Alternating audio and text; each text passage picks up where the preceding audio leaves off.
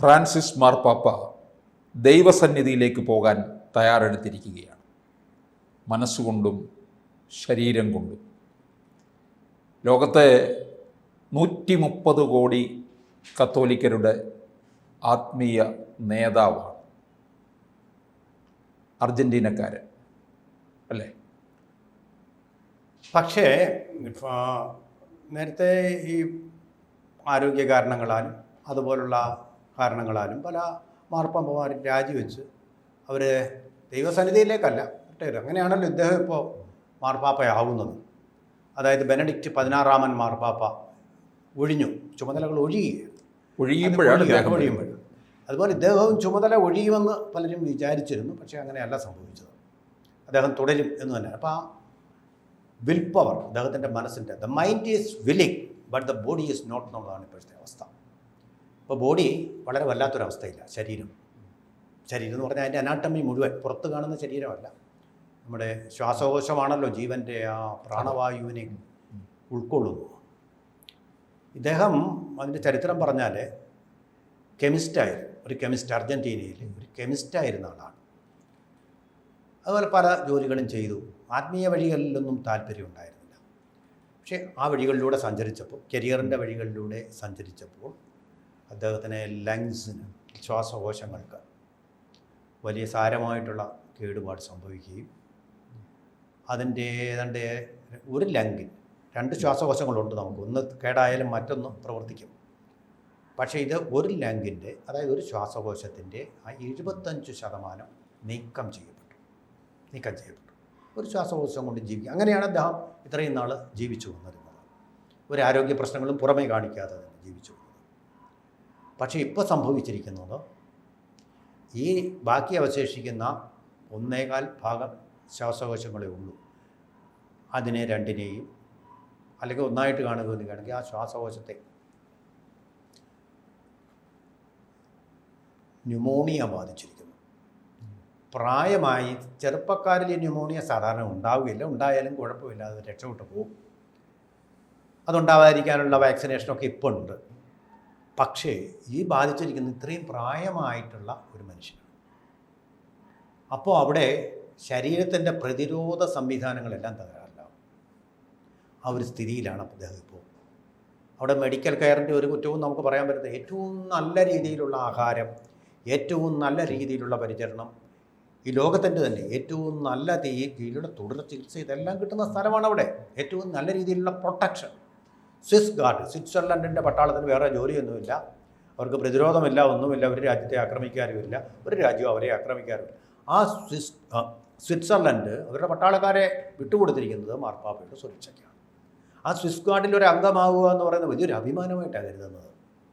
കാരണം താരടി പൊക്കവും ആ സ്വിസ് ഗാർഡിൻ്റെ വേഷവും ഒക്കെ ചേർന്ന അവരെ കണ്ടു കഴിഞ്ഞാൽ ലോകം ആര് കണ്ടാലും ഏറ്റവും സുന്ദരന്മാരായിട്ടുള്ള ആൾക്കാർ, രോമാഞ്ചമണിഞ്ഞു. അതിലൊരു അംഗമാവുക എന്ന് പറഞ്ഞാൽ അത് മാർപ്പാപ്പയുടെ വലങ്കൈ ആവുക എന്ന് പറയുന്ന ഒരു ആശീർവാദം. അത്ര സന്തോഷകരമായ കാര്യം. അപ്പോൾ അതിലൊന്നും ഒരു കുഴപ്പമില്ല. അത്രമാത്രം പ്രൊട്ടക്റ്റഡ് ആയിട്ടുള്ള. ഇനി വേറൊരു കാര്യം അറിയാമോ? നമ്മുടെ കേരളവുമായിട്ടൊരു ബന്ധമുണ്ട് ഇതിന്, മാർപ്പാപ്പയുമായിട്ട്, മാർപ്പാപ്പയുടെ പരമ്പരയുമായിട്ട്. അതായത് ഇപ്പോൾ രണ്ട് ബന്ധങ്ങളാണ്. ഒന്ന്, ഇപ്പോൾ ശിവഗിരിക്കുന്നിലെ സ്വാമിമാർ പോയി അവിടെ നടത്തിയ ആ ആത്മീയ സമ്മേളനത്തിൽ അദ്ദേഹം പങ്കെടുത്തു, പ്രസംഗിച്ചു, അവരെ ആശീർവദിച്ചു. ശ്രീനാരായണ ഗുരു എഴുതിയ ദൈവദശകം ഇറ്റാലിയൻ ഭാഷയിൽ അവിടെ ചൊല്ലുകയും ചെയ്തു ഇദ്ദേഹം. അതിനുശേഷമാണ് ഈ അസുഖം മൂർച്ഛിച്ചത്. അതിനുശേഷം എന്ന് പറയും. അതുകൊണ്ടാണെന്നല്ല ഞാൻ പറയുന്നത്. പക്ഷേ അതാണ്, നല്ല കൈകൾ കൊണ്ട് കൊടുത്താൽ നല്ല ഫലങ്ങളെ ഉണ്ടാവും. ഈ കൊടുത്ത കൈകൾ മോശമായി പോയോ? പിന്നെ വേറൊരു കാര്യം, ഇന്ത്യയിലേക്ക് വരുമെന്നുള്ളൊരു പ്രതീക്ഷയും ഉണ്ടായിരുന്നു. മോദി ക്ഷണിച്ചിരുന്നതാണ്, സമ്മതം അറിയിച്ചു. കേരളത്തിലേക്ക് കൂട്ടത്തിൽ ഉണ്ടായിരുന്നു. അത് ഈ വർഷമാണോ അടുത്ത വർഷമാണോ എന്ന കാര്യത്തിൽ സംശയം ഉണ്ടായിരുന്നുള്ളൂ. ആ മോദി വിളിച്ചാൽ തീർച്ചയായിട്ടും അദ്ദേഹം വരും. വരുന്നതിന് മോദിയോട് അങ്ങനെ വരും. പല കാര്യങ്ങളും പറയാനുമുണ്ട്. അപ്പോൾ അതുകൊണ്ട് തീർച്ചയായിട്ടും വരും. പിന്നെ ഇദ്ദേഹം ഒരു വലിയൊരു പോപ്പ് പദവിയിലെത്തിയിട്ടും അതിൻ്റെ ഒരു ഔന്നത്യം ഒന്നും കാണിക്കാതെ സാധാരണക്കാരുമായിട്ട് വളരെയധികം ഇടപഴകിയിരുന്നു. അവിടെ ഇദ്ദേഹത്തിന് പ്രത്യേകമായിട്ടുള്ള ഇരിപ്പിടത്തൊന്നും അല്ല ഭക്ഷണം കഴിക്കുന്നത്. അവിടുത്തെ ജീവനക്കാരോടൊപ്പം ഇരുന്ന് ഭക്ഷണം കഴിക്കുന്നു. അല്ല, അവിടുത്തെ പോപ്പുമാരും ഇങ്ങനെ ജാട കാണിച്ച പോപ്പുമാരും ഇല്ല ഇവിടെ. കേരളത്തിലെ മന്ത്രിമാരെ പോലെ ഇങ്ങനെ ജാട കാണിക്കുന്ന മന്ത്രിമാരൊന്നും അവിടെ ഇല്ല. അനാവശ്യ കാര്യത്തിൽ ഇടപെടുകയൊന്നും ചെയ്യാതെ മര്യാദയ്ക്ക് ജീവിച്ചു പോകുന്നവരാണ്. ലളിത ജീവിതം, മഹാത്മാഗാന്ധിയെ പോലെ ലളിത ജീവിതം നയിക്കുന്നവരാണ് മിക്ക. അതെടുത്ത് അവർക്ക് എന്ത് സൗകര്യം, പണവും ഉണ്ട്, എല്ലാം ധനവും ഉണ്ട്. പണ്ട് മുതലേ ഇങ്ങനെയായിരുന്നു. നോക്കൂ, ഇറ്റലിയിൽ രാജഭരണമായിരുന്ന കാലത്തൊട്ട് ഇങ്ങനെ തന്നെയായിരുന്നു. റോം എന്ന് പറയുന്നത് വത്തിക്കാനൊക്കെ ഉണ്ടാകുന്നതിന് മുമ്പ് ഇറ്റലിയുടെ ഭാഗമായിരുന്നു. ഇറ്റലി മുഴുവൻ തന്നെ ഈ റോമാ സാമ്രാജ്യത്തിൻ്റെ ഭാഗമായിരുന്ന കാലത്ത് പോലും വലിയ ധൂർത്തും അങ്ങനെയൊന്നും കാണിച്ച ഏതെങ്കിലും ഒരു പോപ്പിനെ പറ്റി ചരിത്രത്തിൽ ഞാൻ വായിച്ചിട്ടില്ല. അതുപോലെ തന്നെ കേരളവുമായിട്ട് മറ്റൊരു കണക്ഷൻ, വാസ്കോഡ ഗാമ ഇവിടെ വന്നപ്പോൾ ഇവിടുന്ന് ഒരു ആനക്കുട്ടിയെ കൊണ്ടുപോയി. ആദ്യമായിട്ടാണ് ഒരു ആനക്കുട്ടിയെ അവർ കാണുന്നത്. യൂറോപ്പിൽ ആനകളില്ല. പണ്ടുണ്ടായിരുന്ന മാമോത്ത് എന്ന് പറയുന്ന വംശനാശം വന്നുപോയി, ഡൈനോസോറുകളെ പോലെ. അപ്പോൾ ആനയെ ഇങ്ങനെ കൗതുകമായിട്ടൊരു വസ്തു, ഇത്രയും വലിയൊരു ജീവി അവർ ആദ്യമായിട്ട് കാണുക, കരയിലെ ഏറ്റവും വലിയ ജീവി. അപ്പോൾ അതിൻ്റെ കൊതി മൂത്തിട്ട് അദ്ദേഹം ഒരു ആനക്കുട്ടിയെ കൊണ്ടുപോയി സ്വന്തം രാജ്യത്തിലേക്ക്. പോർച്ചുഗലാണ് അദ്ദേഹത്തിൻ്റെ രാജ്യം. ആ പോർച്ചുഗൽ എന്ന് പറയുന്ന കാത്തോലിക്കരുടെ രാജ്യമാണ്. അവിടെയാണല്ലോ ഈ കമ്മ്യൂണിസത്തിനെതിരായിട്ടുള്ള വിപ്ലവം തുടങ്ങിയതും. മാർപ്പാപ്പ തന്നെ അതിനെ പോയി ആശീർവദിച്ചത് അവിടുന്ന് ചരിത്രം. അപ്പോൾ അങ്ങോട്ട് കൊണ്ടുപോയപ്പോൾ അവിടുത്തെ ജനങ്ങളെല്ലാം കൂടെ പറഞ്ഞു, ഇത് ആന അപൂർവ വസ്തുവാണ്, അതുകൊണ്ട് നമ്മൾ ഇത് മാർപ്പാപ്പയ്ക്ക് കാഴ്ചവെക്കണം എന്ന് പറഞ്ഞു. കാരണം എന്താണ്? ഇപ്പോഴും ലോകത്തുള്ള 130 കോടി കത്തോലിക്കരുടെ ആത്മീയ പിതാവാണ് അദ്ദേഹം. അതുപോലെ തന്നെ ലോകത്ത് മുഴുവൻ 250 കോടി ക്രിസ്ത്യാനികളാണുള്ളത്. അവർ ബഹുമാനിക്കുന്ന ഒരു വ്യക്തിയാണ് അദ്ദേഹം. അപ്പം അത്ര വലിയ സ്ഥാനമുണ്ട്. രാജാവിനേക്കാളും ചക്രവർത്തിയേക്കാളും ഉയർന്ന സ്ഥാനമാണ് ഇദ്ദേഹം. എനിക്ക് ഓർമ്മ അല്ല, ഇത് തീർത്തില്ല.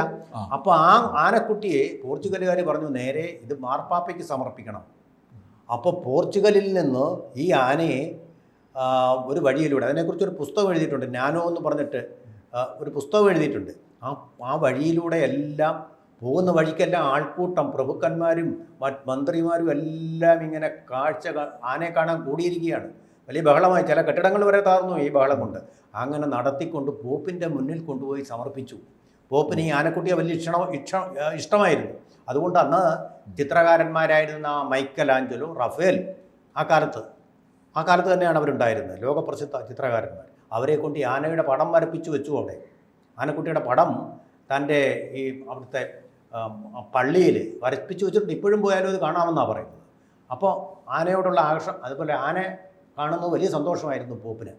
പക്ഷേ ഒരു കാര്യം തെറ്റിപ്പോയി. കേരളത്തിലെ ആനയുടെ ആഹാരം എന്തെന്ന് ആ വത്തിക്കാനുള്ളവർക്ക് അറിയാൻ വയ്യ. അങ്ങനെ ഫലമായിട്ട് ഏതാണ്ട് 2 വർഷം കൊണ്ട് ആനക്കുട്ടി ചെരിഞ്ഞു. 6-ാം വയസ്സിൽ അതിൻ്റെ അന്ത്യം സംഭവിച്ചു. കാരണം ഭക്ഷണമില്ല, ഇത് കിട്ടണമെന്നുമില്ല. കേരളത്തിലെ തേങ്ങ എവിടെ കിട്ടാൻ സാധ്യതയുണ്ടോ? പട്ട അവിടെ കിട്ടാൻ, കരിമ്പൻ പട്ട അവിടെ കിട്ടാൻ സാധ്യതയുണ്ടോ? ഇല്ല. അങ്ങനെ ആനക്കുട്ടി ചെരിഞ്ഞു പോയെങ്കിലും പോപ്പ് അതിനെ വളരെയധികം ഇഷ്ടപ്പെട്ടിരുന്നു. അതിൻ്റെ ചിത്രം അവിടെ വരച്ചിട്ടുണ്ട്. അതിനെക്കുറിച്ച് പുസ്തകം, സിനിമ ഇതെല്ലാം ഉണ്ടായിട്ടുണ്ട്. അപ്പോൾ അങ്ങനെയൊക്കെയുള്ള ബഹുമാനം ലോകം അർപ്പിക്കുന്ന ഒരു ജനകീയനായിട്ടുള്ള ആളാണ് ഈ മാർപ്പാപ്പ. 2013 ഇദ്ദേഹം ഈ സ്ഥാനത്തേക്ക് എത്തുന്നത്. ഇദ്ദേഹം വളരെ ജനകീയനാണെന്നുള്ളതിന് മറ്റൊരു കാര്യം കൂടി. അതായത് വത്തിക്കാനിലെ ഒരു ചടങ്ങിൽ അദ്ദേഹം വേദിയിലിരിക്കുമ്പോൾ ഒരു കുട്ടി വന്ന് ഇദ്ദേഹത്തിൻ്റെ ഈ തലയിലുള്ള കിരീടം, തൊപ്പി അങ്ങ് എടുക്കുന്നു. അതൊക്കെ അവിടെ വളരെ, അദ്ദേഹം ആ കുട്ടിയുമായിട്ട് വളരെ അതിനെ ആസ്വദിക്കുകയും ഒക്കെയാണ് ചെയ്തത്. അത് സമൂഹ മാധ്യമങ്ങളിലൊക്കെ വന്നതാണ്. ഈ മാർപ്പാപ്പമാരെല്ലാം പൊതുവേ രാഷ്ട്രീയം ഉണ്ടവർക്ക് രാഷ്ട്രീയത്തിൽ ഇടപെടുക തന്നെ ചെയ്യും. അങ്ങനെയാണല്ലോ ഇപ്പോൾ പോളണ്ടിൽ പോയിട്ട് അവിടുത്തെ കമ്മ്യൂണിസത്തിനെതിരായിട്ടുള്ള വിപ്ലവത്തിന് അനുകൂലിച്ച് രാഷ്ട്രീയ നിലപാടെടുക്കും. അതിപ്പോൾ എവിടെ ആയാലും ശരി അങ്ങനെ തന്നെയാണ്. പക്ഷേ കാരുണ്യം വളരെയധികം ഉള്ളവരാണ്. മതം നോക്കി മാത്രമല്ല, കത്തോലിക്കർക്ക് മാത്രമായിട്ടല്ല, ആര് ചെന്ന് ചോദിച്ചാലും ദാനം ചെയ്യുന്ന ഒരു സ്വഭാവം. അതിപ്പോൾ നമുക്ക് അറിയാമല്ലോ, മാർത്തോമാ സഭയുടെ അധിപനായിട്ടിരുന്ന നമ്മുടെ ക്രിസോസ്റ്റം തിരുമേനി. നമുക്കറിയാം, ആർക്ക് വേണമെങ്കിലും സഹായം ചെയ്യുന്ന ഒരു നല്ല മനസ്സുള്ള ബിഷപ്പുമാർ ധാരാളമായിട്ടുണ്ട്. അതുപോലെയായിരുന്നു മാർപ്പാപ്പമാർ. ട്രംപ് അധികാരത്തിൽ വന്നപ്പോൾ പറഞ്ഞത്, നിങ്ങൾ ഈ ട്രാൻസ്ജെൻഡറുകൾക്കെതിരെ എടുത്ത നിലപാട് മാറ്റണമെന്നാണ്. ഈ കാത്തലിക് സഭ തന്നെ ഈ ട്രാൻസ്ജെൻഡറിനെ എതിർക്കുന്നവരാണ്, ഗർഭഛിദ്രത്തെ എതിർക്കുന്നവരാണ്. എങ്കിലും കാരുണ്യം കാണിക്കണം അവരോട്. അദ്ദേഹം ഈ യാത്രയാകാൻ തയ്യാറെടുക്കുന്ന അവസരത്തിൽ വേറൊരു കാര്യം കൂടി ഗൗരവമായിട്ട് ചിന്തിക്കേണ്ടിയിരിക്കുന്നു. അതായത് കത്തോലിക്ക സഭ വലിയൊരു പ്രതിസന്ധിയിലൂടെയാണ് കടന്നു പോകുന്നത്. മറ്റൊന്നുമല്ല, ഈ കർദിനാൾമാരൊക്കെ തന്നെ പലതരത്തിലുള്ള ലൈംഗിക അപവാദങ്ങളിലും ഒക്കെ പെട്ട് സഭയ്ക്ക് എത്രയോ കോടി തന്നെ നഷ്ടപരിഹാരമൊക്കെ കൊടുക്കേണ്ടി വരികയും ചെയ്തിട്ടുണ്ട്. അതുപോലെ അത്തരത്തിലുള്ള നിരവധി കേസുകളിലും ഒക്കെ പെട്ട് കിടക്കുന്നുണ്ട്. അപ്പോൾ ഇതിൽ നിന്നൊക്കെ ഒരു രക്ഷപ്പെടുത്തി ഈ സഭയെ മുമ്പോട്ട് കൊണ്ടുപോകാൻ ഇനി അത്രയും ഇതായിട്ടുള്ള ഒരാൾ വരേണ്ടിയിരിക്കുന്നു എന്നുള്ളതാണ്. അല്ലെങ്കിൽ കേരളത്തിലെ വിഷയം തന്നെയുണ്ട്. ആ. കുർബാന ദൈവ അഭിമുഖമായി വേണോ അതോ ജനാഭിമുഖമായി വേണോ? ആ വിഷയം അങ്ങ് വളർത്തി. എന്തായാലും ഇത് കുർബാന തന്നെ എന്തായാലും ദൈവം കേൾക്കുന്നതല്ലേ അത്. അങ്ങനെയുള്ള ഇഷ്യൂസൊക്കെ ധാരാളമായിട്ട് വന്നു. വലിയൊരു സഭയല്ലേ, തീർച്ചയായിട്ടും ഉണ്ടാവും. 130 കോടി ജനങ്ങളുടെ ഒരു സഭയാണ്. എന്തായാലും നമുക്ക് ഈ വലിയൊരു ബന്ധമുള്ള ഒരു രാജ്യമാണ് അർജന്റീന കേട്ടോ. ഫുട്ബോൾ ഇതിഹാസകാരന്മാരൊക്കെ ഉള്ള രാജ്യമല്ലേ. അതെ. അപ്പോൾ ആ ബന്ധങ്ങളുണ്ട്. എന്തായാലും ശരി, ഇനിയിപ്പം ഇവരെ പുതിയൊരു മാർപ്പാപ്പയെ വലിയ താമസമില്ലാതെ തന്നെ അവിടെ ഇദ്ദേഹത്തിൻ്റെ അന്ത്യയാത്രയ്ക്കുള്ള ചടങ്ങുകളുടെ ഒരു റിഹേഴ്സൽ വരെ സുരക്ഷാ ഭടന്മാർ നടത്തിയെന്നാണ്. അത് മുൻകരുതലെടുക്കും. അങ്ങനെയുള്ള കാര്യങ്ങളിലൊക്കെ അവർ മുൻകരുതലെടുക്കും. കാരണം അത് സുരക്ഷിതമായി നടത്താൻ വേണ്ടിയാണ്, അപകടരഹിതമായി നടത്താൻ വേണ്ടിയിട്ടുള്ള നമ്മുടെ ഇവിടെ റിഹേഴ്സൽ നടത്താറുണ്ടല്ലോ പ്രസിഡന്റ് പ്രധാനമന്ത്രി വരുമ്പോൾ. അതുപോലെ ഒരു റിഹേഴ്സൽ അത് ആവശ്യമാണ്. കാരണം അത് കുറ്റമറ്റ, അതുകൊണ്ടാണ് ഇദ്ദേഹം ഈ മാർപ്പാപ്പമാരെല്ലാം പൊതുവെ സുരക്ഷിതരായിട്ടിരിക്കുന്ന, തീവ്രവാദം കൊടികുത്തു വാണിരുന്ന കാലത്തും ഇവർ സുരക്ഷിതരായിട്ടിരുന്നതാണ്. അതുകൊണ്ടാണ് ആ കോഷൻ എപ്പോഴും ഉണ്ട്. ഇവരുടെ ചുമതലയാണ്. അല്ലെങ്കിൽ സ്വിസ് ഗാർഡിന് അത് അപമാനമാണ്. അതുകൊണ്ട് ചെയ്യുന്നതാണ്. അതെല്ലാം സംഭവിക്കാറുള്ളതാണ്, സ്വാഭാവികമായിട്ട് സംഭവിക്കുന്നത്. കൂടുതൽ വാർത്തകളും വിശേഷങ്ങളും നിങ്ങളിലേക്ക് എത്താൻ ABC മലയാളം സബ്സ്ക്രൈബ് ചെയ്യുക, ബെൽ ബട്ടണും അമർത്തുക.